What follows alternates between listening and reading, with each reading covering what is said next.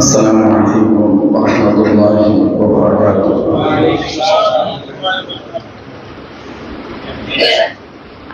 الحمد لله رب العالمين والعاقبة للمتقين والصلاة والسلام على من أرسله الله رحمة للعالمين هاديا وبشيرا ونذيرا وداعيا إلى الله بإذنه وسراجا منيرا. أما بعد،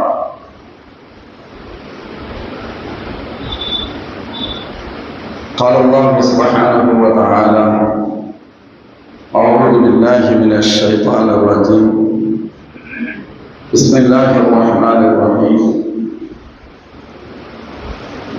لقد كان لكم في رسول الله أسوة حسنة لمن كان يرجو الله واليوم الآخر وذكر الله كثيرا. صدق الله العظيم. قال رسول الله صلى الله عليه وسلم: كلكم راع وكلكم مسؤول عن رعيته، أو كما قال سيدنا حبيبنا صلى الله عليه وسلم: سبحانك لا علم لنا إلا ما علمتنا إنك أنت العليم الحكيم. لا حول ولا قوة إلا بالله العلي العظيم.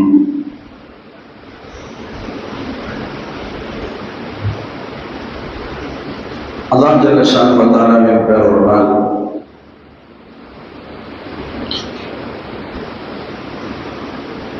நமது மேலப்பாளையம் மஜ்லிஸுல் உலமா சார்பாக 18வது ஆண்டாக இந்த தொடர் சொற்பொழிவு மீலாது நபி ஸல்லல்லாஹு அலைஹி வஸல்லம் தொடர் சொற்பொழிவு நடைபெறுகிறது.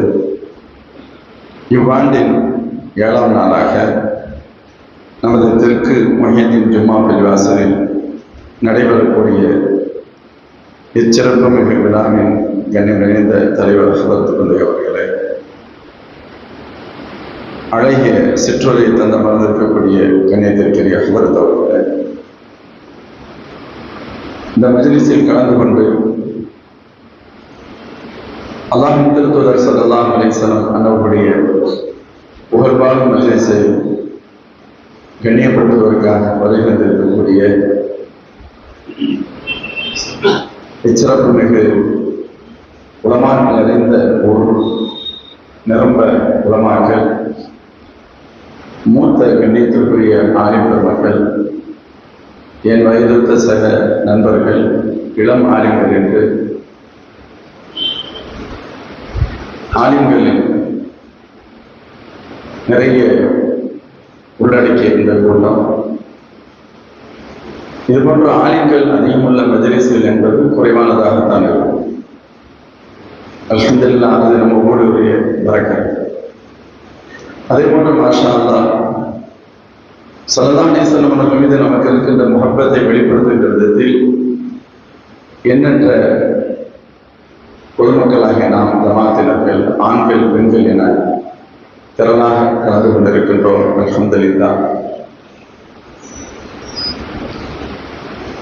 உண்மையில் இதுபோன்ற நிகழ்வுகளுக்கான காரணம், முதலில் அல்லாஹ்வின் திருத்தூதர் ஸல்லல்லாஹு அலைஹி வஸல்லம் அவர்கள் மீது நமக்கு இருக்கக்கூடிய முஹப்பத்தை புதுப்பித்துக் கொண்டே இருப்பதும் அதிகப்படுத்திக் கொண்டே இருப்பதும் தார்மீக கடமை. சொல்லதான் சொல்வாங்கல்ல, ஜத்திது ஈமானக்கும் பிகௌலி லா இலாஹ இல்லல்லாஹ். லா இலாஹ இல்லல்லாஹ் என்ற திரு கலிமாவின் மூலம் உங்களுடைய ஈமானை புதுப்பித்துக் கொள்ளுங்கள்.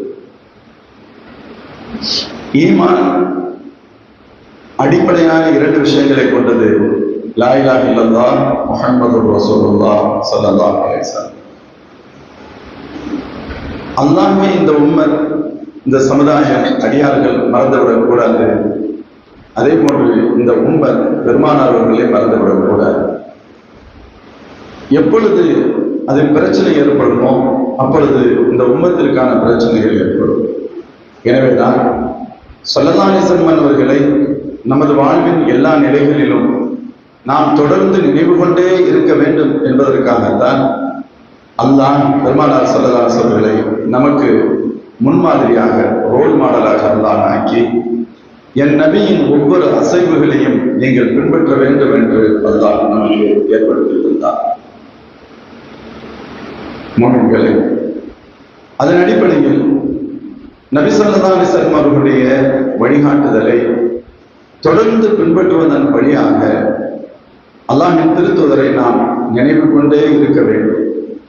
மேலும் அந்த நினைவு என்பது அல்லது பின்பற்றுதல் என்பது ஏதோ ஒரு ஆர்டருக்கு பணிவது என்பது மட்டுமின்றி அதை தாண்டியதும் கூட. சொல்லுவாங்க, ஒரு முதலாளி ஒரு வேலைக்காரர்கிட்ட வேலை சொன்னா உடனே கேட்பாங்க. அதுக்கு அங்கே கட்டுப்படுதல் என்பது இருக்கும். ஒரு ஆசிரியர் மாணவரிடத்தில் வேலை சொன்னால் கட்டுப்படுதல் என்பது இருக்கும். ஆனால் எல்லா கட்டுப்படுதலும் ஒரே மாதிரியாக இருக்காங்க. அப்ப கேட்டுருவாங்க, வேலை செஞ்சிருவாங்க. அங்கிட்டு போய் சொல்லுவாங்க, இந்த ஆள் ரொம்ப தொடர்புறான் அப்படின்னு பின்னாடி பேசுவாங்க. வேற வழியில் என்ன பண்றது, கொஞ்சம் வேலை செய்யணும், கேட்டுதான் ஆகணும். அதே போன்று மாணவர்கள் கூட நினைக்க முடியும், ஏதேனும் ஒரு நிர்பந்தம் கட்டுப்பட வேண்டியது இருக்கலாம். ஆனால் இந்த உம்மத் ஸல்லல்லாஹு அலைஹி வஸல்லம் கட்டுப்படுதல் என்பது நிர்பந்தத்தில் அல்ல, விருப்பத்தின் அடிப்படையில் ஆனதாக, முஹப்பத்தின் அடிப்படையானதாக இருக்க வேண்டும். அந்த முஹப்பத்தினுடைய அளவுகள் என்ன? ஆளாளை பொறுத்து மாறுபடும். அங்கே ஃபத்வாக்கள் தாண்டி தக்வாக்கள் தான் செயல்படும். நீங்க கேள்விப்பட்டிருப்பீங்க, அவுரங்கசீப் ரஹ்மத்துல்லாஹி பணியாளர், அவரது பெயர் குல் முஹம்மத். எப்பொழுதாவது அவுரங்கசீப் ரஹ்மத்துல்லாஹ் எப்பொழுதும் அவங்களுக்கு அடிக்கடி கூப்பிடுவாங்கல்ல, பணியாளர் கூப்பிட வேண்டிய தேவை ஏற்படும், முழு பேர்ல தான் கூப்பிடுவாங்க, உடனே வருவார். எப்பொழுதாவது குல் அப்படின்னு சொல்லி நிறுத்திட்டாங்க அப்படின்னு சொன்னா அவர் உடனே வரமாட்டாரு, போய் தண்ணி எடுத்துட்டு ஒதுச்சேர தண்ணியோட வருவார். என்ன காரணம் அப்படின்னு சொன்னா சல்லல்லாஹு பெயர் ஒன்றும் இல்லாமல் சொல்ல மாட்டார். இதுக்கு பத்துவெல்லாம் கிடையாது. எங்க போய் பத்துவெல்லாம் கிடையாது. தத்துவா தங்களுக்கு தாங்களே ஏற்படுத்திக் கொண்ட தப்புவா. அதான் சொல்லுவாங்க, இந்த முஹப்பத் சஹாபாக்கள் முழுக்க அதுதான். காலித் வலீத் ரலியல்லாஹு அன்ஹு மூத்தா பொருள தலைப்பாக தேடிக்கிட்டு இருந்தாங்கிறதுக்கு என்ன ஃபத்வா கொடுக்க முடியும்? தலையே போய்கிட்டு இருக்கு, என்ன தலைப்பா தேடிக்கிட்டு இருக்கீங்க? ஸல்லல்லாஹு அலைஹி வஸல்லம் முடிய வச்சு நான் கட்டியிருந்தேன், என்ன இதுவா பிரச்சனை, எப்படிப்பட்ட நேரம் அப்படின்னு நம்ம சொல்லுவோம். அவங்களுக்கு அப்படி அல்ல. எங்கள் உயிரை விட எங்கள் நபியின் முடி, முபாரக்கான முடி முடி முக்கியங்கிறது, முடி மதிக்கப்படுவது முக்கியம். அபூபக்கர் சித்திக் ரலியல்லாஹு அன்ஹு ஹாரிஸ் அவர்ல விரலை வச்சு அடைச்சுக்கிட்டாங்க. கடைசி வரலாறுகள் எல்லாத்துக்கும் தெரியும், நான் அதுக்குள்ள போக விரும்பல. விஷப்பொருள் கடிக்குது, விஷம் முழுக்க தலைக்கு ஏறுது, உடம்பு முழுக்க வலி தாங்க முடியல, அப்படியே தங்களை கட்டுப்படுத்திக்கிட்டு இருந்தாங்க. எல்லாருமே நம்ம கேள்விப்படுறோம், கட்டுப்படுத்திக்கிட்டு இருந்தாங்க. கடைசியில அவர்களை மீறி வெளிப்பட்ட கல்லூரிக்கு நாங்கள் விழித்திருந்த பெருமானார் மாலக்கே அபூபக்கர் என்னமா பிரச்சனை, என்ன ஏற்பட்டுச்சுன்னு கேட்கிறாங்க. யார சொல்லுறதா, இப்படி ஏதோ கடிக்குது, அதனால எனக்கு வழியாயிருச்சு அப்படியா, நீ சொல்ல வேண்டியதாங்க. சல்லல்லாஹு அலைஹி வஸல்லம் புனித எச்சிலை எடுத்து வைத்தார்கள். ஷிஃபா கிடைத்தது என்பது வேறு. ஆனால் இங்கே உரல்ல என்னமோ கடிக்குது, நல்ல விஷம் ஏறுது, வலி தெரியுது, தாங்க முடியாத துன்பம் இருக்கு.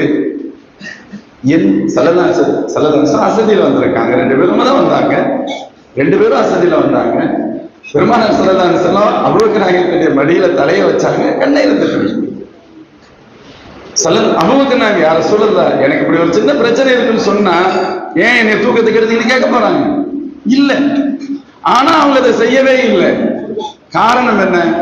அப்ப அவங்களுடைய பார்வையில் அது என்ன? என் உயிரை விட என் நபியின் தூக்கம் என்ன, அதுல என்ன விளக்கம் இருக்கு, என்ன சொல்ல முடியும், என்ன சொல்றதுக்கு இருக்கு? சொல்லுவாங்க, இந்த உலகத்துல எல்லாத்துக்கும் நான் நன்றி கடன் செலுத்தி விட்டேன், இல்ல அபூபக்கர் அவங்களுக்கு நான் நன்றி கடன் செலுத்தி விட்டேன் என்று சொல்ல மாட்டேன். ஸல்லல்லாஹு யாருக்கும் பாக்கி வைக்கவே இல்லை. எல்லா விஷயத்தையும் ஒண்ணு செஞ்சா 10 செய்வாங்க. இது பெருமானுடைய இயல்பு, நேச்சர். அவங்க சொல்றாங்க, அபூபக்கர் ரலியல்லாஹு அன்ஹுவுக்கு நான் எல்லாம் செய்து விட்டேன் என்று சொல்ல மாட்டேன். யுகாஃபிருல்லாஹு பிஹா யௌமல் கியாமah, நாளை மறுமையில் அல்லாஹ் தான் அவர்களுக்கு தர வேண்டும். எல்லாம் ஸல்லல்லாஹு அலைஹி ஒரு வகையான ஜெராக்ஸ் அபூபக்கர் பெருமானாரின் ஜெராக்ஸாக இந்த உலகத்தில் வாழ்க்கலாம். ஹதீஸ் வரலாறுகள் ஒவ்வொன்றும் வெவ்வேறு இடத்துல வெவ்வேறு கோணத்துல இருக்கும். ஆனா நம்ம கூட்டி கழிச்சு கொஞ்சம் கவனமா பார்த்தோம்னா புரியும். ஸல்லல்லாஹு அலைஹி வஸல்லம் வார ஹிராவுல வஹி வந்த முதல் நேரத்துல ஹரிஜா அம்மா வர்றத சொல்லுவாங்க, யார் சொல்லுவாங்க, உங்களுக்கு ஒரு கஷ்டம் வர ஆறுதல் படுத்துறாங்க, இங்கிட்ட ஆறுதல் படுத்திட்டு அங்க போய் என்ன செய்யறதுன்னு கேட்பாங்க. அதுவே விஷயம். ஆறுதல் படுத்துவாங்க. யாரா நீங்க ஏழைகளுக்கு உதவி செய்றீங்க, கஷ்டப்படுறவங்களுக்கு எல்லாம் நீங்க எவ்வளவு ஹெல்ப் பண்றீங்க, பலகீனமானவங்களை நீங்க ஹெல்ப் பண்ணுங்க. இது மாதிரியான 4-5 வார்த்தைகளை கடகட என்று சொல்வாங்க. முகனா சொல்லுவாங்க. ஒரு முறை அபூபக்கர் சித்தீக் ரலியல்லாஹு அன்ஹு ஊரை விட்டு வெளியே போறாங்க. இப்னு துஹன்னா என்பவர் முக்கியமான நபர் மெக்காவில். அவர் பார்க்கிறாரு, எங்க போறீங்க? அபூபக்கர், இல்லை என்னால இங்க இருக்க முடியல, ரொம்ப தொல்லை கொடுக்குறாங்க, நான் போறேன் அப்படின்னா. என்ன அப்படி சொல்லிட்டீங்க? உங்களுக்கு மாதிரி ஆளுகள்லாம் ஊரை விட்டு போனா என்ன ஆகிறது? அவர் முஸ்லீம் ஆகல, ஆனா நீங்க போகக்கூடாது, உங்களுக்கு நான் பொறுப்பு அப்படின்னா. பிரச்சனை என்னன்னு கேட்டா, அபூபக்கர் சித்தீக் ரலியல்லாஹு அன்ஹு குர்ஆன் ஓதிக்கிட்டே இருப்பாங்களாம். பறக்க இன்னைக்கு ஹாஃபிஸோட நாங்க கூட ஓதுறது குறையும், ஆனா அதான் உண்மை, ஓதிக்கிட்டே இருக்கும். ஒரு காலம் இருந்துச்சு, சுபஹ் தொழுதுட்டு ஆண்கள் பள்ளியில இருந்து இது மாதிரி ரோடுகள்ல நம்ம தெருக்கள்ல போனா வீடுகள்ல பெண்கள் குர்ஆன் ஷரீஃப் போடுற சத்தம் கேட்கும். அப்ப காசு கம்மியா இருந்துச்சு, நிம்மதி கூட இருந்துச்சு. இன்னைக்கு மையத்தை விட இது மாதிரி இருக்கு, சத்தமே இல்லை, காசு நிறைய வந்துருச்சு, தரக்கத்து போயிடுச்சு. உண்மையா இல்லை? குர்ஆன் ஷரீஃப் நிறைய ஓடுவாங்க. அது அவங்களுக்கு ரொம்ப கோபமா இருந்துச்சு. அதனாலதான் கிட்டத்தட்ட இந்த பிரச்சனை. திரும்ப அவர் முக்கியஸ்தெல்லாம் சந்திச்சீங்க பாருங்க, அவங்க என்னுடைய பொறுப்புல இருக்காங்க, நீங்க உங்களுக்கு யாரும் எதுவும் பண்ணக்கூடாது அப்படின்னு சொல்லிட்டு, ஆனா நீங்க ஓதுறதை கொஞ்சம் குறைச்சிக்கங்க, சத்தமா ஓதி சொன்னாங்க. அபூபக்கர் நாயகத்தால கண்ட்ரோல் பண்ண முடியாது. அப்ப அவங்க என்ன செய்வாங்க? முக்கியமா நான் சொல்ல வந்தது, இப்னு துஹன்னா அந்த நேரத்துல அவங்கள பார்த்து சொல்ற வார்த்தை, ஹதீஜா நாயகி பெருமானார் ஸல்லல்லாஹு அலைஹி வஸல்லம் பார்த்து காரே ஹிராவிலிருந்து வந்த நேரத்துல என்னெல்லாம் சொன்னாங்களோ அத்தனை வார்த்தைகளும் அவர் சொல்வார். அபூபக்கர் நாயகத்தை இவங்க சொல்றது அவர்களுக்கு என்ன தெரியும்? எதுவும் தெரியாது. காரணம் அவருடைய லைஃப் ஸ்டைல் அப்படித்தான் இருந்தது, இப்படித்தான் இருந்துச்சு. கடைசியில அதை மீறி அவங்க கண்ட்ரோல் பண்ண முடியாம ஓடுவாங்க, திரும்ப பிரச்சனை வரும். இப்னு துஹன்னா அவங்களே சொல்லிடுவாங்க, நீங்க எனக்கு ஹெல்ப் பண்ணது வரைக்கும் சந்தோஷம், நன்றி, ஓகே, அல்ஹம்துலில்லாஹ், ஆனா இதுக்கு மேல நான் உங்களுடைய பொறுப்புல இருக்க விரும்பல அப்படின்னு. ஏன் விரும்பல? என்னால ஓடாம இருக்க முடியாது, நீங்க உங்களுடைய மாதாவுல பிரச்சனை ஏற்படும், அதனால நீங்கள் எனக்கு கொடுத்த ஒப்பந்தத்திலிருந்து நீங்கள் வெளியேறி விடுங்கள், நான் முடிந்தால் இங்க இருக்கிறேன், இல்லையானு என்னை நான் பார்த்துக் கொள்கிறேன், ஏன்னா என்னால இருக்க முடியல, ஓடாம இருக்க முடியல அப்படின்னு சொன்னாங்க. வரலாறு நிறைய விஷயங்கள். ஹுதைபியாவுடைய நேரத்துல ஹஜ்ரத் உமர் ரலியல்லாஹு அன்ஹு அபூபக்கர் ஸல்லல்லாஹு அலைஹி வஸல்லம் கேட்பாங்களே, யா ரசூலல்லாஹ் அவலஸ்னா பி ஹக்கி, என்ன இவங்க சொல்றது எல்லாத்தையும் கையெழுத்து போட்டா என்ன அர்த்தம்? ஒப்பந்தமே வித்தியாசமா இருக்கு, எல்லா நமக்கு பாதகமா இருக்கு, அவங்களுக்கு சாதகமா இருக்கு. யா ரசூலல்லாஹ் நீங்க சைன் பண்ணிட்டீங்க, இப்ப எல்லாரும் முடிச்சுட்டு ஊருக்கு போகணும்னு சொல்றீங்க. சில பேர் நினைச்சுக்குவாங்க, சில பேர் நினைப்பாங்க என்ன ஸல்லல்லாஹு சொன்னாக்கு உமர் ரலியல்லாஹு மாற்றம் செஞ்சுட்டாங்க. அதுக்கு பேர் மாற்றம் அல்ல. பெரிய பிரச்சனை என்னன்னு கேட்டா அண்டர்ஸ்டாண்டிங் ப்ராப்ளம். ஒரு விஷயத்தை எப்படி விளங்கணுங்கிறதுல ஏற்படுற பிரச்சனை தான் பிரச்சனை. ஹதீஸ்களை புரிகிறதுல, ஆயத்துகளை புரிகிறதுல பிரச்சனையே அதுதான். எப்படி விளங்கணும், அந்த சூழல் என்ன, சொல்லுவாங்க யாரு, அது அவங்களுக்கு அந்த நாலேஜ் வர்றதில்லை. சொல்றதாவே சொன்னாலும் அது தங்களுக்கு மாற்று கருத்து இருந்தால் முடியாதுன்னு சொல்லிடணும், அல்லது இது தப்புன்னு சொல்லணும். சவுண்ட் இல்லாம கொஞ்சம் சத்தம். அப்போ அதுக்கு என்ன அர்த்தம்? அதுக்கு பேர் மதிக்கலைன்னு அர்த்தமா? நம்மகிட்ட ஒருத்தர் சண்டை போடுறாரு, சம்மந்தம் இல்லாம ஒருத்தர் சண்டை போடுறோம், நம்ம பையன் என்ன செய்வோம்? அவர்கிட்ட சண்டைக்கு போவோம். நம்ம என்ன சொல்லுவோம்? சும்மா இரு அப்படின்னு சொல்லுவோம். அவன் சும்மா இருப்பானா? இதுக்கு பேர் அவன் நம்மளை மதிக்கலைன்னு அர்த்தமா? பேச்சு கேட்கலன்னு அர்த்தமா? நம் மீது உண்டான மரியாதையும் முஹப்பத்தும் தான் அவனை சண்டை போட வைக்கிறது. இதுதான் அங்கேயும் நடந்துச்சு. எங்க நபி உம்ராவுக்கு வந்திருக்காங்க, அவங்கள நீ உள்ள விட மாட்ட, 1008 சட்டம் சொல்லுவீங்க, ஷரத்து போடுவீங்க, நாங்க கையெழுத்து போட்டு எங்க நபியை கூட்டிட்டு போகணும். அதெல்லாம் இங்க நடக்காது. யுத்தம் வேண்டுமெல்லாம் நடக்கும். எங்க நபி உம்ராவுக்கு வந்தவங்களை திருப்பி எல்லாம் கொண்டு போக முடியாது. இதுதான் அதற்கு அர்த்தம். இப்போ அதான் பெருமானாருடைய ஆளுமை என்பது எல்லா வகையிலும் சிறந்தது. உமரது எல்லாம் பேசும்போது சல்லல்லாஹு குறிக்கிடவே மாட்டாங்க. நம்ம சத்தியத்தை தானே இருக்கிறோம். நம்ம எல்லாம் சொர்க்கத்துக்கு போவோம் இல்லை, அவங்க எல்லாம் நரகத்துக்கு போறவங்க தானே. ஆமா, எல்லாத்தையும் பேச விட்டுருவாங்க. ஏன்னா ஃபர்ஸ்ட் கோபத்துல இருக்கவங்க, கவலையில் இருக்கவங்க, வருத்தத்துல இருக்கவங்க முதல்ல பேச விடணும், மறிக்கவே கூடாது. அவங்க அப்படி பேசினாலே பாதி பிரச்சனை தீர்க்கிறோம். இன்னைக்கு ரொம்ப பேர்கிட்ட அவங்க பிரச்சனையை கேட்கறதுக்கு நம்ம தயாராக இல்லை. கண்ட மொபைலை பார்த்துட்டு நம்ம மணிக்கணக்கில் ஒதுக்க முடியுது. பாதிக்கப்பட்ட சகோதரனுடைய கவலையை, துக்கத்தை கேட்கறதுல கஷ்டம் இருக்கு. சில சமயங்களில் நாம் கேட்க முடியாமல் போனது அவரை தற்கொலை வரை கொண்டு வந்தார். கேட்கணும், இது சைக்காலஜிக்கல். இதுதான் ஒரு பேச விடுங்க. பாதிக்கப்பட்டவரை சொல்லி முடிக்கட்டும். ஏன் இடையில நிப்பாட்டுறீங்க? ஃபர்ஸ்ட் சொல்லி முடிச்சுட்டாலே பாதி நிம்மதி ஆயிடுவான். அதுக்கடுத்து நீங்க விஷயத்த சொல்லுங்க. சல்லல்லாஹு பேச விடுவாங்க, முழுசா பேச விட்டாங்க, முடிஞ்சிருச்சு, எல்லாம் முடிஞ்சிருச்சு. எப்பவுமே சஹாபாக்கள் மட்டுமல்ல, இறை மறுப்பாளர்களிடமும் சல்லல்லாஹு அப்படித்தான் நடந்துக்கிட்டாங்க. இறை மறுப்பாளர் ஹாமீமுல் கிதாபின் சூரத் ஹாமீம் சஜ்ஜா இறங்கிய வசனத்தின் நீங்க தஃசீர்ல பார்த்தா தெரியும். இறை மறுப்பாளர்கள் முக்கியமான ஒரு ஆளை சேர்ந்து கூட்டிட்டு வந்தாங்க. இவர் ரொம்ப ரொம்ப டேலண்ட், ரொம்ப அறிவாளி, ரொம்ப புத்திசாலி, அரபு மக்கள்லயே மிக மிக உயர்ந்தவர். அவர் சல்லல்லாஹு அலைஹி வஸல்லம், நீங்க என்ன பிரச்சனை வைக்கிறீங்க? உங்களுக்கு என்ன பிரச்சனை இருக்கு? காசு வேணுமா? நாங்க தர்றோம். உங்களுக்கு ஏதாவது மண்டையில பிரச்சனையா? நாங்க ட்ரீட்மெண்ட் எடுக்கிறோம். என்னென்னலாம் பேசினார். ஸல்லல்லாஹு அலைஹி வஸல்லம் ஒரு வரி பேசவே இல்லை, நிறைய பேசினார், அமைதியா இருந்தார். ஸல்லல்லாஹு அலைஹி வஸல்லம் அப்ப கூட கேட்டாங்க, அவ பரவாயில்ல முடிச்சிட்டீங்களான்னு கேட்டாங்க. நீங்க சொல்ல வந்ததை சொல்லிட்டீங்களா? ஆமா, நான் சொல்ல வந்ததை சொல்லிட்டேன். ஸல்லல்லாஹு அலைஹி வஸல்லம், அஊது பில்லாஹி மினஷ் ஷைத்தானிர் ரஜீம், பிஸ்மில்லாஹிர் ரஹ்மானிர் ரஹீம், ஹாமீம் வல் கிதாபில் முபீன், தன்ஸீலும் மினர் ரஹ்மானிர் ரஹீம். கிதாப் அப்படியே ஸல்லல்லாஹு ஓடிட்டே போனார். ஒரு கட்டத்துல நிலவழிஞ்சு போயிட்டாங்க. நிப்பாட்டுங்க, இதுக்கு மேல ஓதாதீங்க, பயந்து போயிட்டாங்க. இதுக்கு மேல ஓதாதீங்க. அதுல இறைமறுப்பாளர்கள் நரகத்தை பத்தி, அவங்களுடைய சூழல்கள் என்னென்ன ஏற்படுங்கிறத பத்தி அப்படியே வந்துச்சு. கிட்டத்தட்ட 2வது ருக்கு வரையும் சில ஓதிட்டே வந்தாங்க. நீண்ட விளக்கம், பயான், மணிக்கணக்கில் ஒண்ணு இல்லை. போதும் நிப்பாட்டுங்க, தயவு செய்து ஓதாதீங்க. அப்புறம் கடைசியில் அவர் போய் சொன்னாங்க, சரி தேவையில்லாம என்னை போய் மாட்டி விட்டீங்க, அது வேற நபர், அவங்க நம்ம நினைக்கிற மாதிரி ஆள் இல்லைன்னு சொல்ல வர்றாங்க. எதுக்கு நான் சொல்ல வர்றது, கொஞ்சம் விட்டுட்டேன்னா நீங்க இடையில கொஞ்சம் ஞாபகப்படுத்துங்க, சப்ஜெக்ட் இருந்து போயிடக்கூடாதுங்கிற காசு. அப்போ ஸல்லல்லாஹு வணக்கம், அதே போல பேச விட்டாங்க. அவங்களே யாரையோ பேச விடுவாங்க, சஹாபாக்கள் நிப்பாட்டுவாங்க.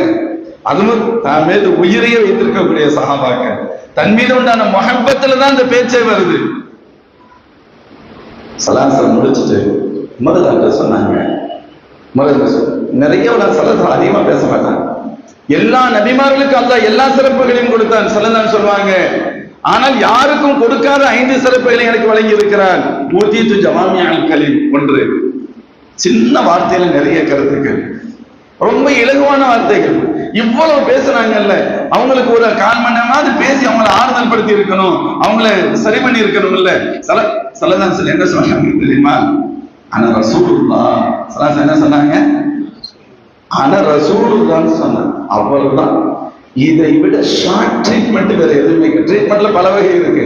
கடைசி கட்டத்தில் ஷார்ட் ட்ரீட்மெண்ட் சொல்லுவாங்க. ஏறக்குறைய அரை வரி கூட இல்லை. ஸல்லல்லாஹு சொன்னது ஆனா ரசூலுல்லாஹ்ன்றாங்க. ஆடி போயிட்டாங்க. அதுல சொல்ல கருத்துக்கள் வந்துகிட்டே இருக்கும். 1000 அர்த்தங்களை உள்ளடக்கியது அவங்களுக்கு புரியும். ஆனா ரசூலுல்லாஹ் ஸல்லல்லாஹு ரசூலுல்லாஹ் தான் தெரியுமே, யாரும் சொல்ல நீங்க தான் ரசூல் தெரியுமேன்னு சொல்லவே இல்லை.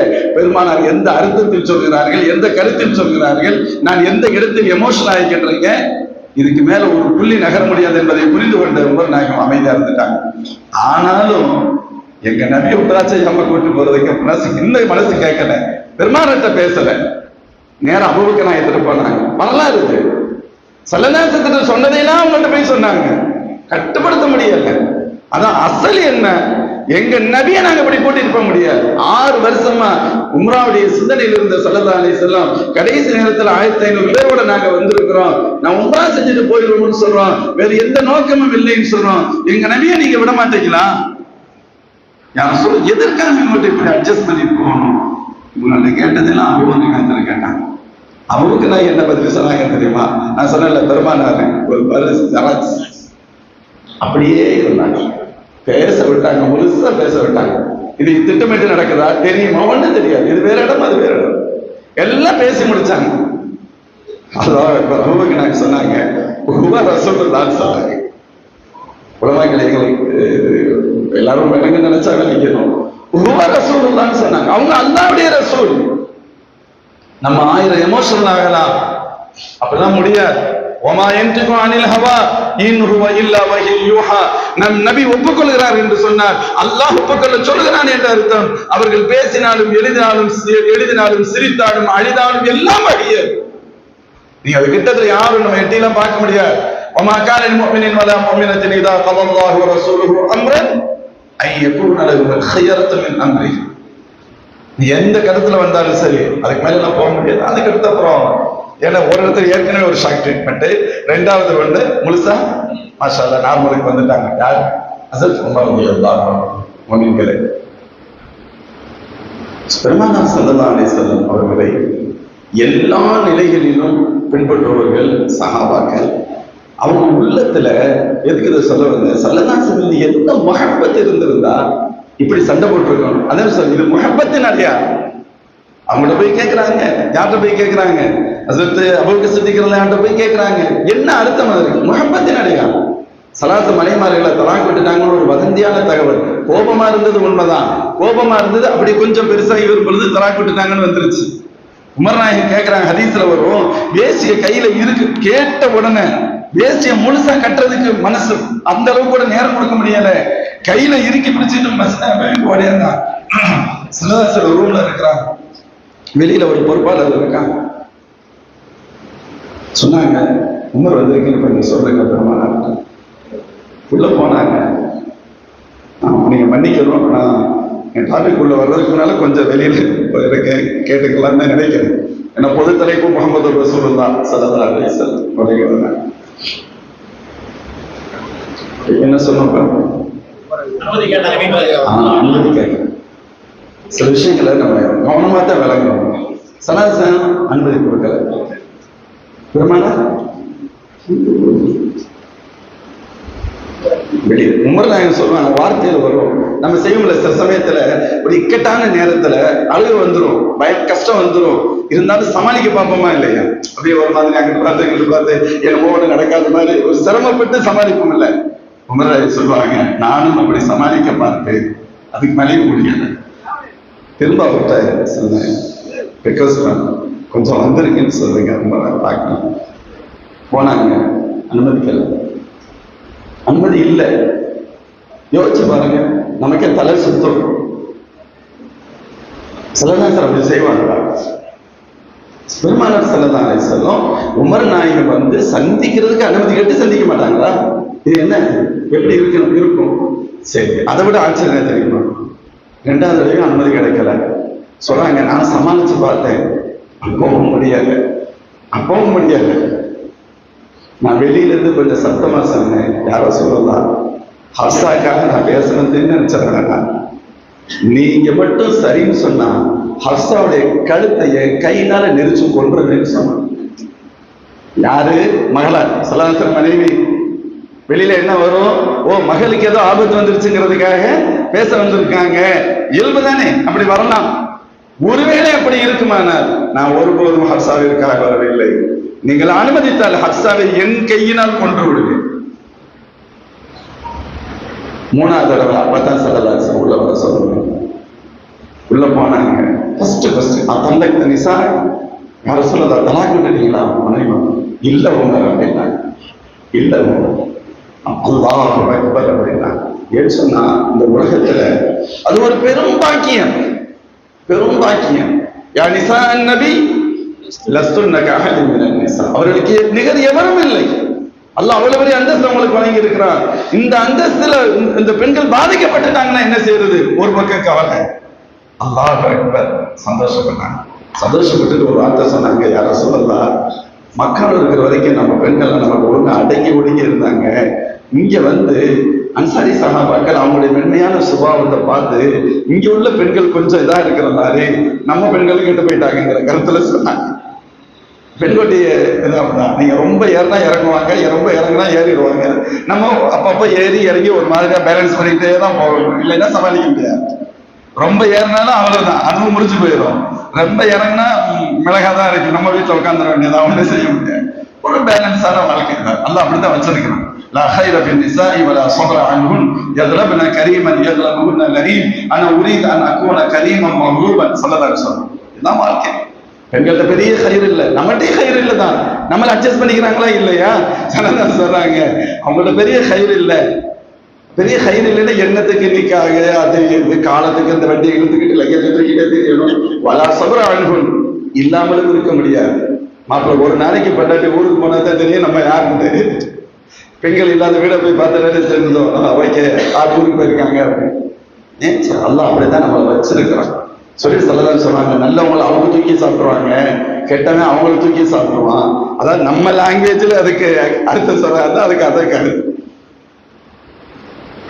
மொழிகளே. அல்லாஹ்வின் திருத்தூதர் ஸல்லல்லாஹு அலைஹி வஸல்லம் ரொம்ப நாங்க கேட்டுட்டு அந்த கவலை இவங்களுக்கு இப்படி ஒரு பாதிப்பு ஏற்படுது. யார சொல்லுங்க, மக்கள் இருப்பதற்கு அடங்கி இருந்தாங்க. இங்க வந்து ஆயிட்டாங்கன்னு சொன்ன உடனே சல்லல்லாஹு சிரிச்சிடுறாங்க. இந்த வார்த்தையை கேட்ட உடனே சல்லல்லாஹு சிரிச்சிடுறாங்க. உடனே என்ன வார்த்தை வருது தெரியுமா? அல்லாஹ் சின்ன யார சொல்லுங்க, அல்லாஹ் உங்களை நீங்க எப்பொழுதும் சிரிச்சுக்கிட்டே இருக்கணும், அதுதான் ஆசை.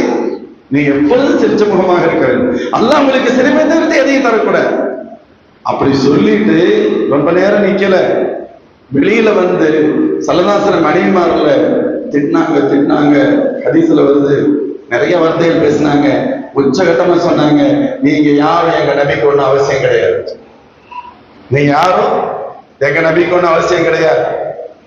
அங்கே கவலை, இவங்க பாதிக்கப்பட்டுருவாங்க. இதுதான் ஆட்சியாளர்களும் சரி, ஒரு தந்தையும் சரி இருக்க வேண்டிய மனநிலை அப்படித்தான் இருக்கும். என் நபிக்கு நீங்க எல்லாம் ஒன்றும் அவசியம் இல்லை. என்ன உங்களை விட்டா யாரும் இல்லைன்னு நினைச்சுக்கிட்டீங்களா? உங்களை என் நபி விட்டுட்டாங்க அப்படின்னு சொன்னா அவர்களுக்கு இத்தனை வகையான சிறப்பு மிகுந்த பெண்களை தருவான் என்று பல சிபத்துகளை அடுக்கி சொன்னார்கள். எல்லாம் அப்படியே சகவாசன மனைவிமார் தான், தாய்மார்களுடைய அந்த இவங்களுக்கும். ஆனாலும் உமர் நாயகத்தின் மீது ஒரு நிலை இருக்கும், ஒரு மாதிரியா அப்படியே கட்சிக்கும் உட்கார்ந்து இருக்காங்க. அதற்கு ஆயிஷா சித்திகா ரலியல்லாஹு அன்ஹா மாஷா அல்லாஹ், உலகத்திலேயே ஒரு கொஸ்டினுக்கு கோல்டு மெடல் கொடுக்கணும் அப்படின்னு சொன்னா ஆயிஷா நாயகி அந்த நேரத்தில் கொஸ்டினுக்கு தான் கொடுக்கணும். அற்புதமான கொஸ்டின், கஷ்டப்பட்டு தைரியத்தை வரவழைச்சு எல்லாம் அடங்கி ஒடுங்கி போய் இருக்கிறாங்க. இருக்கிறதுலேயே சின்ன பிள்ளை, வயசு கம்மி, இருக்கிறதுலேயே வயசு கம்மி. ஆனாலும் அவங்களால அதை ஜீரணிக்க முடியல, புரியறதுல ரொம்ப கஷ்டமாச்சு. என்னடா கஷ்டப்பட்டு, ஆனா அல்லாஹ் அக்பர் அந்த கொஸ்டின், அந்த வார்த்தை ஒரு நான் ஹதீஸ் அந்த திருப்பி பார்ப்பேன், அதை பார்த்துட்டு ஆச்சரியமா இருக்கு. அதோட கருத்து என்ன சொன்னார், உமர் நாயகமே, எங்கள் விஷயத்தில் எங்களுக்கு உபதேசிப்பதற்கு நபியிடத்தில் இல்லாத தகவல்கள் உங்களிடத்தில் உண்டா அப்படின்னு கேட்போம். புரியுதா? எங்கள் விஷயத்தில் எங்களுக்கு உபதேசம் செய்வதற்கு நபி ஸல்லல்லாஹு அலைஹி வஸல்லம் இல்லாத தகவல்கள் உங்கள்கிட்ட உண்டா அப்படின்னா என்ன அர்த்தம்? நாங்க ஏதோ நடந்திருக்கோம், பாதிக்கப்பட்டவங்க நபி, அவங்க அல்லாஹ்வுடைய நபி, அல்லாஹ்வுடைய ரசூல், வஹி வந்துகிட்டு இருக்கு, அவங்களுக்கு தெரியாதது எதுவுமே இல்லை. இவங்க விளக்கமே சொல்ல தேவையில்லை, உங்களாம் புரியுது, எல்லாத்துக்குமே நமக்கே விளங்கினா அவங்களுக்கு விளங்க. அவங்களை விட அவங்களே இப்படி திட்டல, இப்படி சொல்லல, இவ்வளவு வருத்தப்படல, நீங்க இவ்வளவு பெரிய வார்த்தையெல்லாம் சொல்லிட்டீங்களே, அதுக்கு அர்த்தம் நீங்க எப்படி இவ்வளவு பெரிய வார்த்தையை சொல்லலாம்னு கேட்பாங்கல்ல. நம்ம அப்படி கேட்கல, எங்கள் விஷயத்தில் எங்களுக்கு உபதேசம் செய்வதற்கு நபியிடத்தில் இல்லாத தகவல்கள் உங்கள்கிட்ட உண்டா? இப்ப இந்த கொஸ்டினுக்கு என்னங்க சொல்ல முடியும்? எஸ் சொன்னாலும் ஆபத்து, நோன்னு சொன்னாலும் ஆபத்து. அப்படி ஒரு கொஸ்டின். எஸ் சொன்னா சொல்ல முடியுமா? ஆமா நபியிடத்தில் இல்லாத தகவல் என்கிட்ட இருக்குன்னு சொன்னா எங்க போய் முடியும்? அது எவ்வளவு பெரிய தப்பு, அது எவ்வளவு பெரிய தப்பான குஃப்ரான வார்த்தை. எஸ்ன்னு சொல்ல முடியாது. நோன்னு சொன்னா எதுக்கு பேசுறீங்க? இல்லைன்னு சொன்னா உங்கள்கிட்ட இல்லை இல்ல, சும்மா இருக்க வேண்டியதானே, எங்கது ஆட்டோமேட்டிக்கா அதான் அர்த்தம். கேள்வியும் நாகரிகமான மிக மிக கவனமாக, அதாவது குறிக்க எடுக்கப்பட்ட வார்த்தைகள் அவ்வளவு பாதிக்கப்பட்டிருந்தாலும் ஆப்போசிட் பார்ட்டி யாரு நம்ம கேட்கறதுல ரொம்ப கவனமா இருக்கணும். ஆப்போசிட் பார்ட்டி யாரு, அவங்களுக்கு பாதிப்பு வந்துடக்கூடாது, அவங்களுடைய கண்ணியத்துக்கு இழுக்கு வந்துடக்கூடாது. அதே சமயத்தில் என் சந்தேகமும் தீரணும்னு சொன்னா வார்த்தைகளில் கூட கவனம் வேண்டும் என்றார். ஆனால்தான் கேட்கிறாங்க. இப்படி கேட்டாங்க, ஒண்ணுமே சொல்ல முடியாது. எஸ் சொன்னாலும் ஆபத்து, நோன் சொன்னாலும் ஆபத்து. உமர்தியெல்லாம் இன்னொரு உருவம் என்ன தெரியுமா?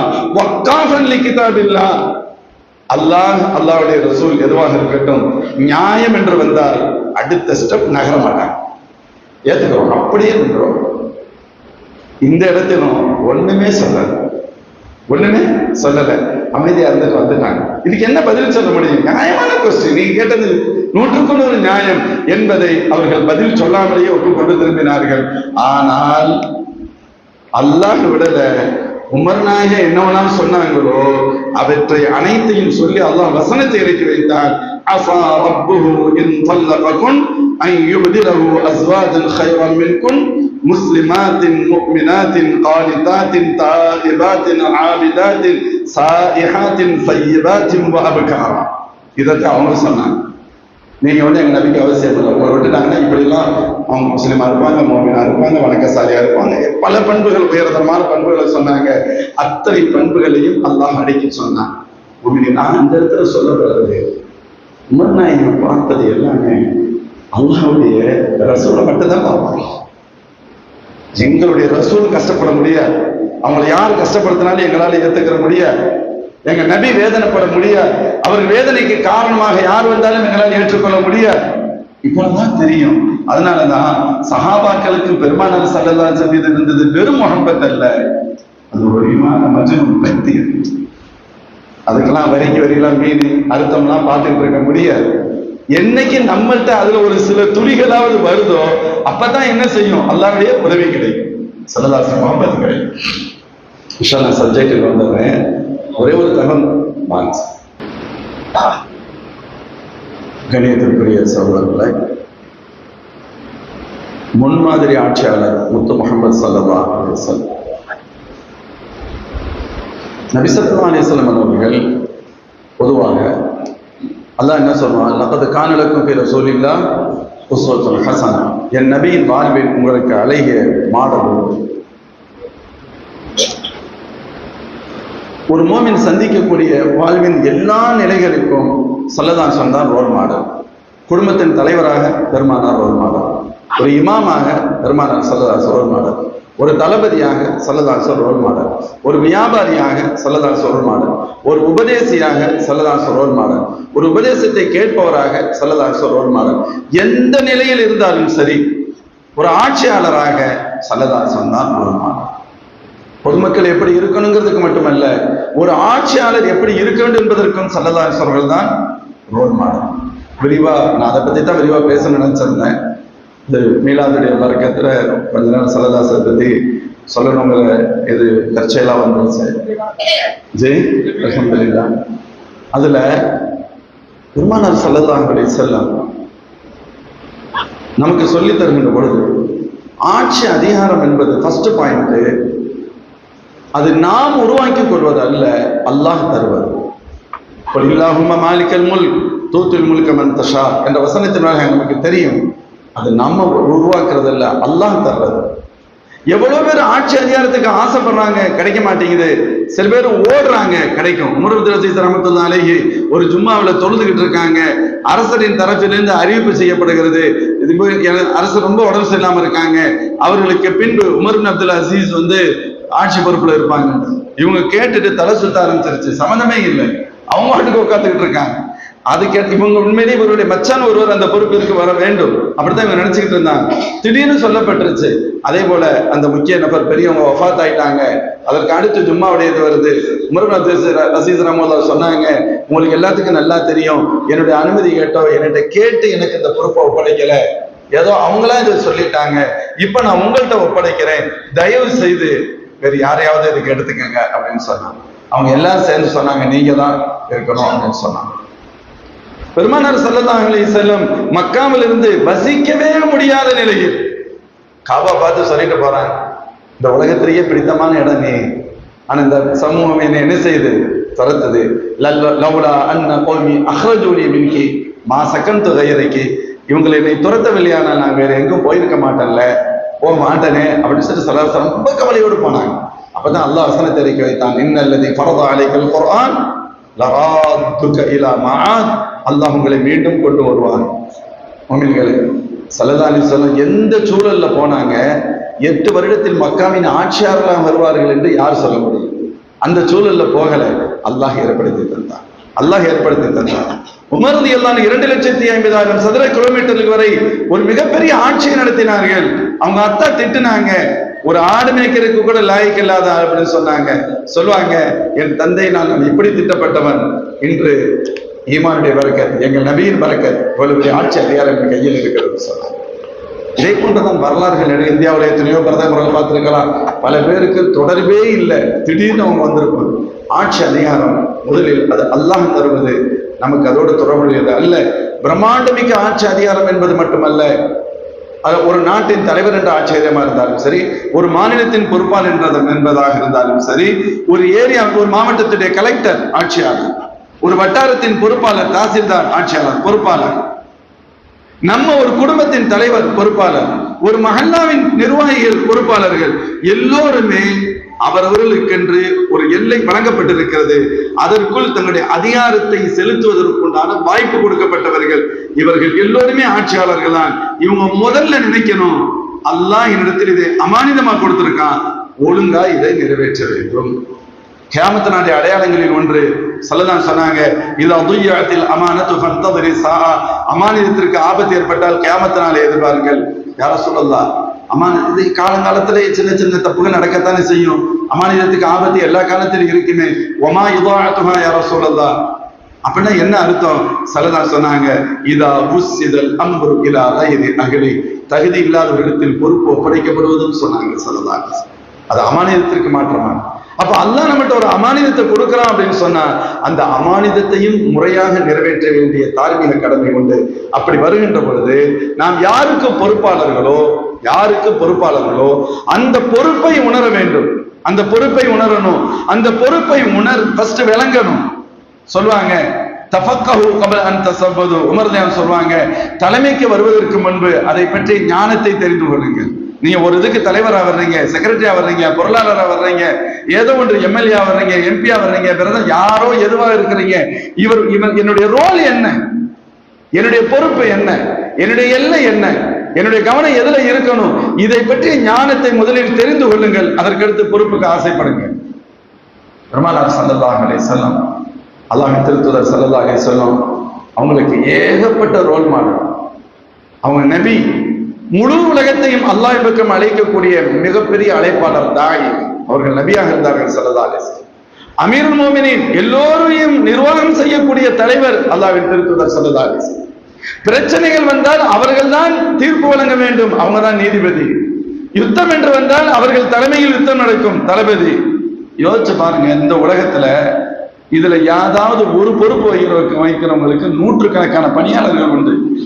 பிரதமருக்கு அப்பா ஒரு பெரிய ஃபேக்டரியே உருவாக்க வேண்டியது இருக்கு. ட்ரெஸ் துணி தயாராகிக்கிட்டே இருக்கணும், ஒரு ஃபேக்டரியில தச்சுக்கிட்டே இருக்கணும், அப்பதான் இவர் போட முடியுங்கிற அளவுக்கு ஒரு பெரிய தேவை இருக்கு. அவங்களுக்கு எத்தனை ரூம்கள், எத்தனை அறைகள், எத்தனை பணியாளர்கள், எவ்வளவு ஒருத்தருக்கு மட்டும் இல்ல.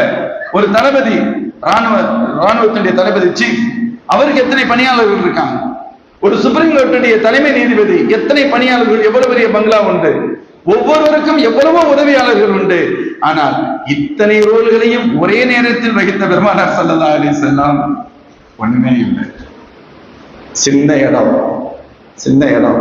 சில சமயத்துல படுத்திருந்து எந்திரிச்சு தொழுகணும்னு சொன்னா தொழுகிறதுக்கு இடம் பத்தாது. ஆயிஷா அம்மாவுடைய காலை லைட்டா சலசம் தள்ளி விட்டுட்டு தஹஜ்ஜுத் தொழுவாங்க.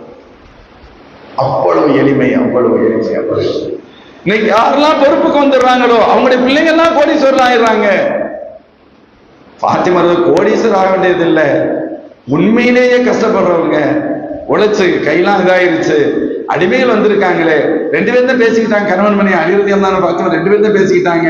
அலிலான்னு சொன்னாங்க, இது ஒண்ணு தப்பு ஒண்ணு இல்லையே, எல்லாத்துக்கும் கொடுக்கலாம் தானே, நம்மளும் 10ல 11வது ஆள் தானே, நம்ம கேட்கறதுல என்ன தப்பு இருக்கு அப்படின்னு சொன்னாலும் தயக்கம். ரொம்ப யோசிச்சு தான் வந்தாங்க.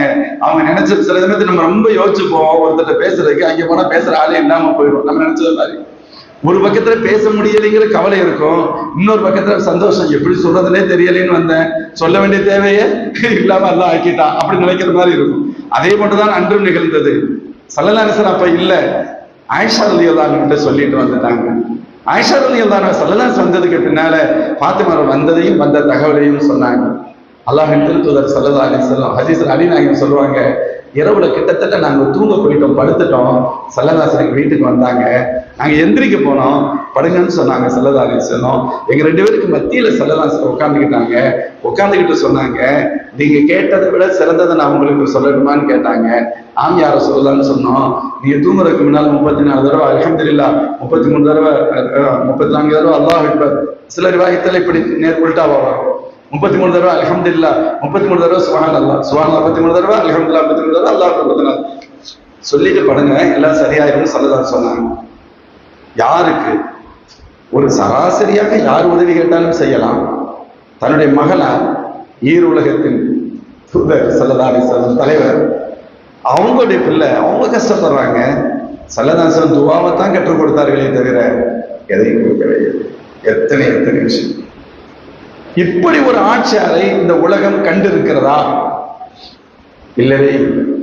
அதான் சொன்னோம், சஹாபாக்கள் அபூபக்கர் நாயகம், ஹஸரத் உமர் ரலியல்லாஹு அன்ஹு வெளிநாடுகள்ல இருந்து உமர் ரலியல்லாஹு அன்ஹு சந்திக்க வந்தாங்க. ஜனாதிபதியை பார்க்கணும் வந்தாங்க.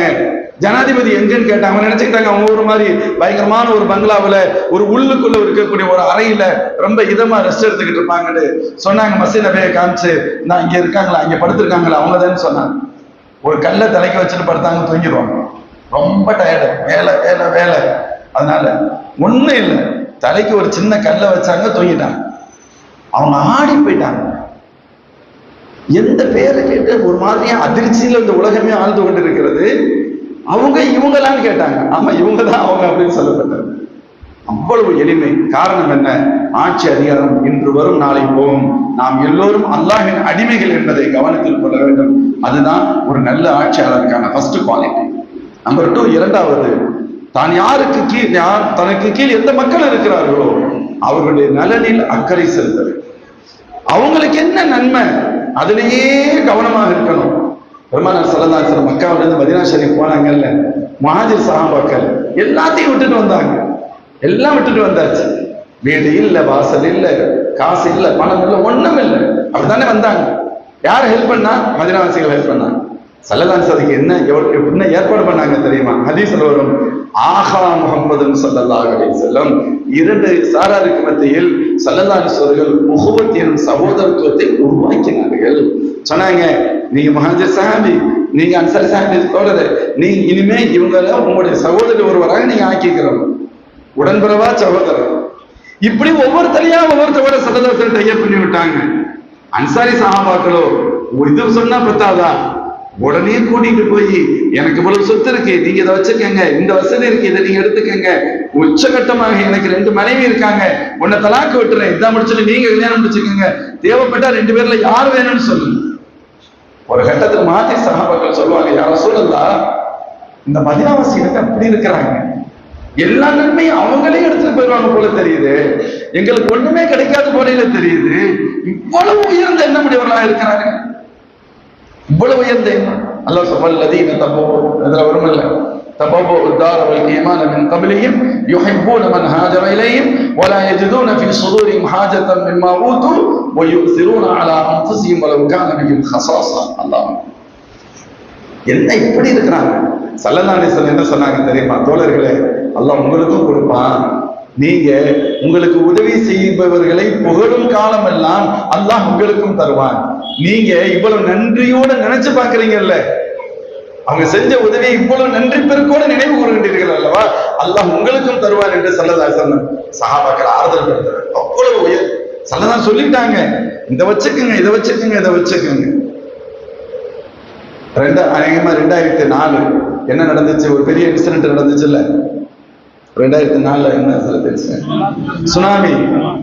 அப்போ இந்திய கவர்மெண்ட், குறிப்பாக தமிழ்நாட்டில் ஒரு மிகப்பெரிய முக்கியமான அதிகாரிகளுடைய ஒரு ஆலோசனை கூட்டம் நடக்குது. அப்போ பேசப்படுது, இது மாதிரியான இக்கட்டான சூழல்கள் வந்தால் அந்த நேரத்தை பாதிக்கப்பட்ட மக்களை ஐடென்டிஃபை பண்றதுக்கு, சமாளிக்கிறதுக்கு என்ன செய்வது.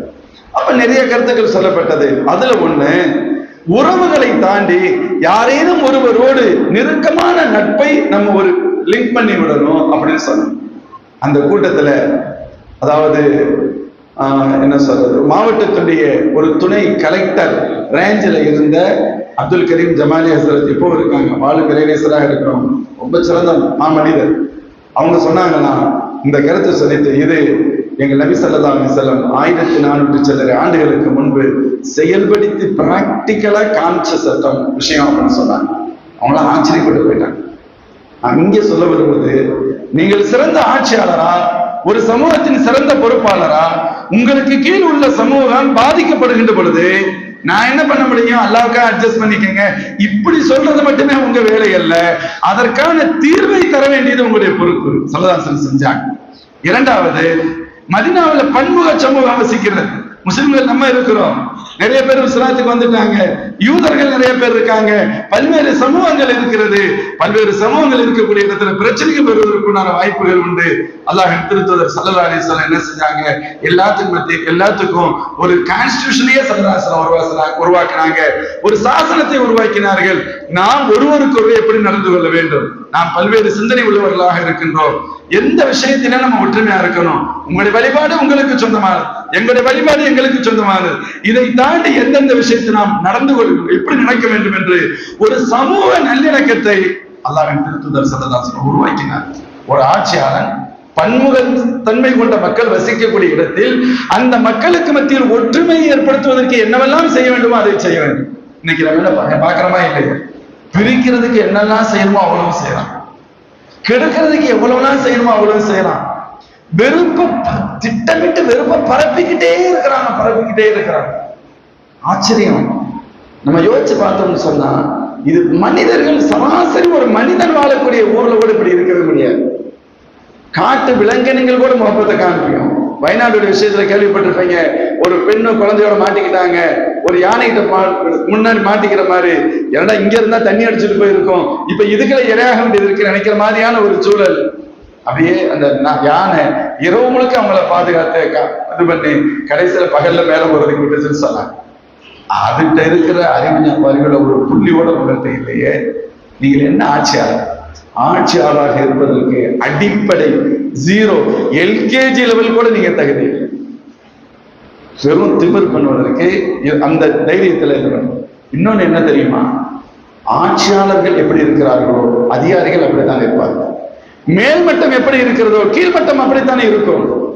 நம்ம நல்லவங்களா இருந்தா தான், ஆட்சியாளர் நல்லவர்களா இருந்தால் கீழே நல்லவங்களா.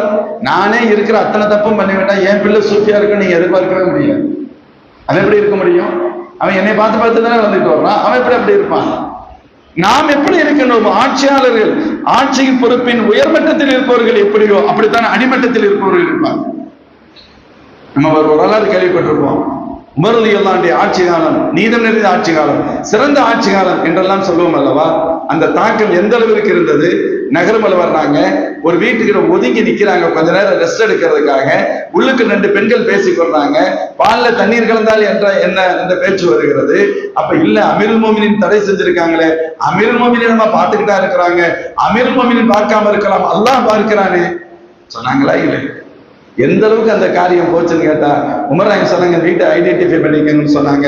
மறுநாள் அந்த வீட்டுடைய அந்த டேட்டாவை எடுக்க சொன்னாங்க, யார் இருக்கிறா என்னன்னு பார்க்க சொன்னாங்க. கடைசியில் தெரிஞ்சிச்சு, ஒரு வயதான அம்மையாரும் இளம்பெண்ணும் இருக்கிறார்கள்.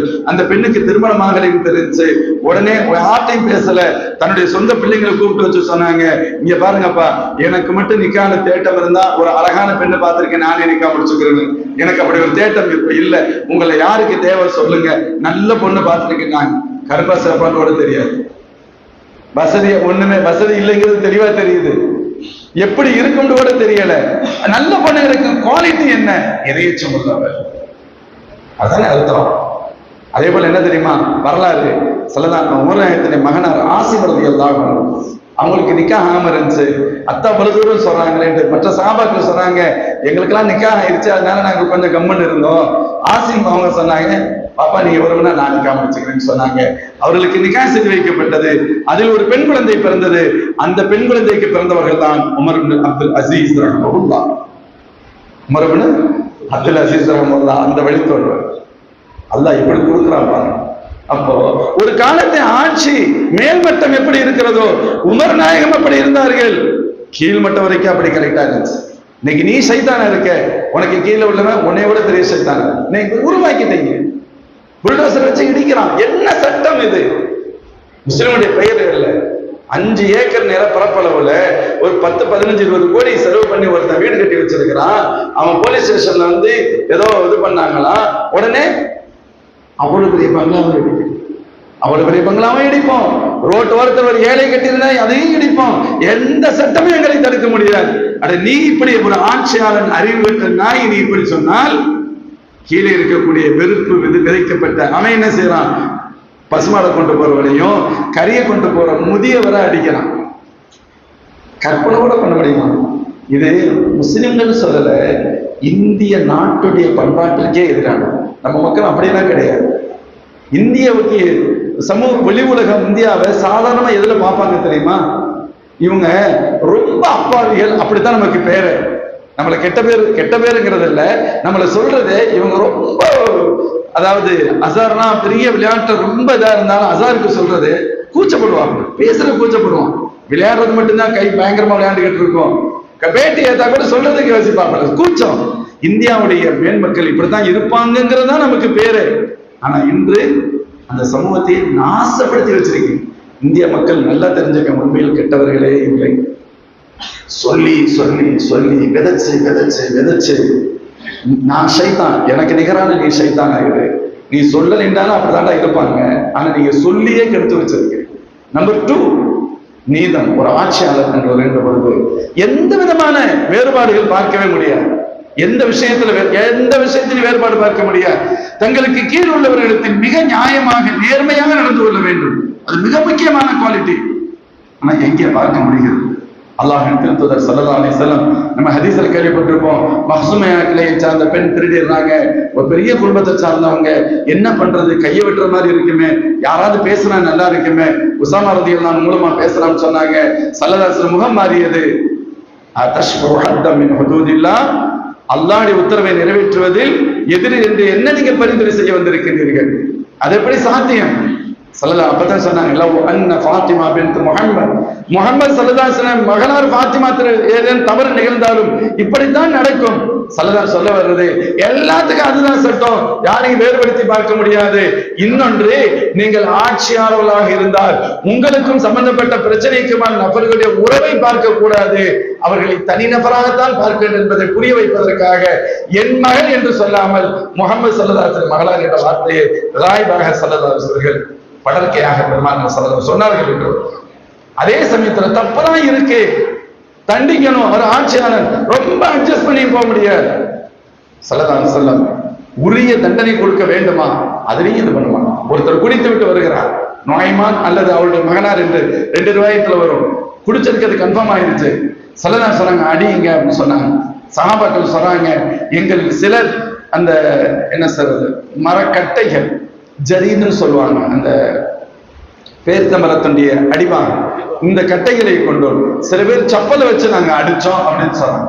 தண்டிக்க வேண்டிய இடத்தில் தண்டித்தாங்க. உடனடியா தண்டிக்கணுமா, தண்டிச்சது.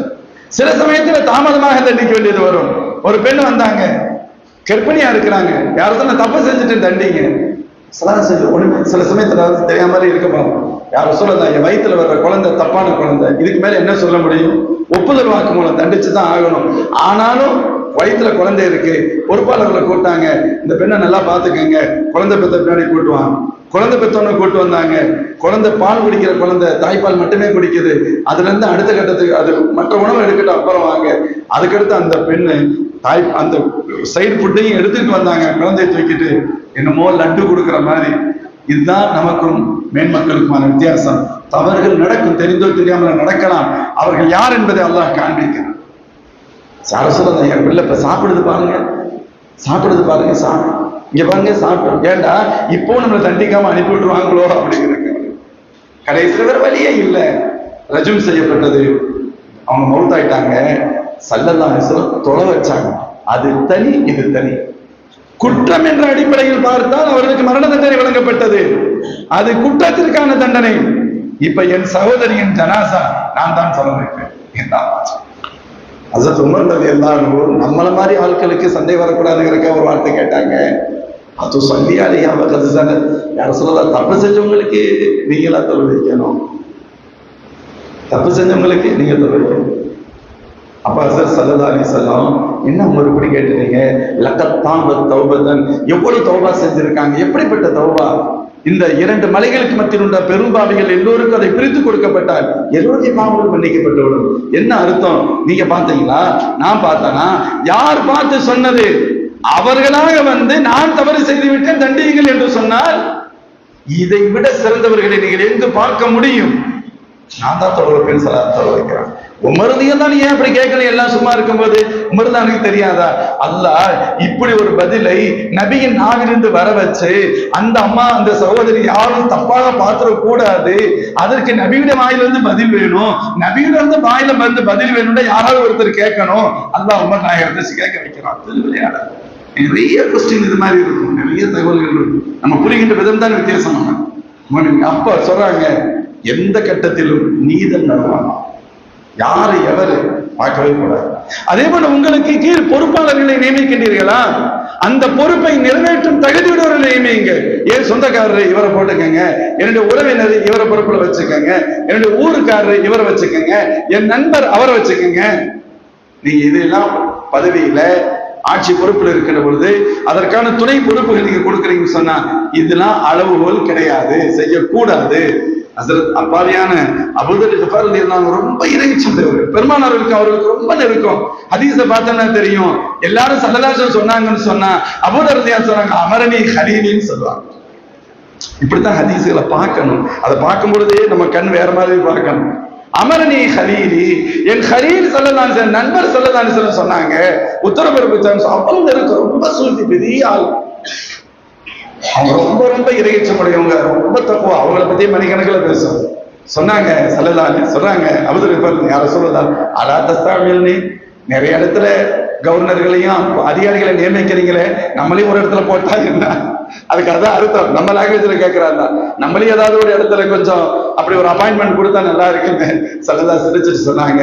அபூதர் இன்னைக்கு அல்லாஹி, அபூதர் உங்களுக்கு வேணாமா, இன்னைக்கு உங்களுக்கு வேணாம், அது கஷ்டமானது, இன்னும் அமானத்தும், இன்னும் அது மிகப்பெரிய அமானிதம். அதை ஒழுங்கா நிறைவேற்ற சொன்னா நாளை மறுமையில இன்னஹா ஹிஸ்யும் வ நதாமா வேற மாதிரி ஆயிரும். உங்களுக்கு வேணாம், எனக்கு எதை கருதி வேணும், என் சகோதரா உங்களுக்கும் சொல்கிறேன், உங்களுக்கு வேண்டாம். அவங்க கெட்டவங்களா? கெட்டவங்க இல்ல, ரொம்ப நல்லவங்க தான், மிகச்சிறந்தவர்கள், பெரிய ஜாயித், மிகப்பெரிய சூஃபி, மிக எல்லா சிறப்புகளுக்கும் சொந்தக்காரர்கள் தான். ஆனால் பொறுப்பு வகிக்க முடியாது. அதான் அதற்கு அர்த்தம். பொறுப்பாளர்கள் தங்களுடைய அதிகாரிகளையோ மற்றவர்களை நியமிக்கின்ற பொழுது உறவுகள் அதை இது எந்த கண்ணோட்டம் அங்கே இருக்கக்கூடாது.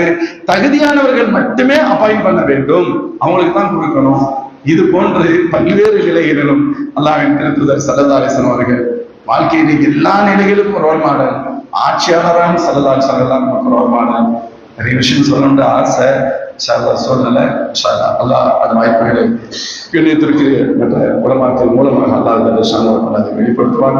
எல்லாம் அல்லாஹ் இது போன்று அல்லாஹ்வின் தூதர் ஸல்லல்லாஹு அலைஹி வஸல்லம் அந்த விழாக்களை உளப்பூர்வமாக சில விஷயங்கள் ரொம்ப சந்தோஷமா செய்யணும். சலாத்து குர்பானை பற்றி சொல்றாங்கல்ல, வழி இல்லாம செய்யறீங்கன்னா செய்யக்கூடாது, மகிழ்வோடு செய்யுங்க, சந்தோஷத்தோடு செய்யுங்க. அதே போன்றுதான் மீலாது விழாக்களையும் உள்ளத்திலிருந்து நாம் கொண்டாட வேண்டும். கொண்டாடுறதுன்னா நம்மள ஜிங்ஜிங்னு ஆடவா போறோம், சல்லதாசில பிறந்தது நினைச்சு பெருமிதப்படுறோம்ல, சந்தோஷப்படுறோம்ல, அதை காரணமாக வைத்து நபியை பற்றி இவ்வளவு தகவல்கள் சொல்லவும் கேட்கவும் அல்லாஹ் நசீபாக்குறான்ல, இதுதான் நம்முடைய ஈமானுக்கான பூஸ்ட். எல்லாத்துக்கும் ஒரு சாப்பாடு போட்டுக்கிட்டே இருக்கிறோம், எல்லாமே போட்டுக்கிட்டு இருக்கோமா இல்லையா? ஈமானுக்கு என்ன கொடுக்கிறோம்? இதுதான் ஈமானுக்கான உணவு.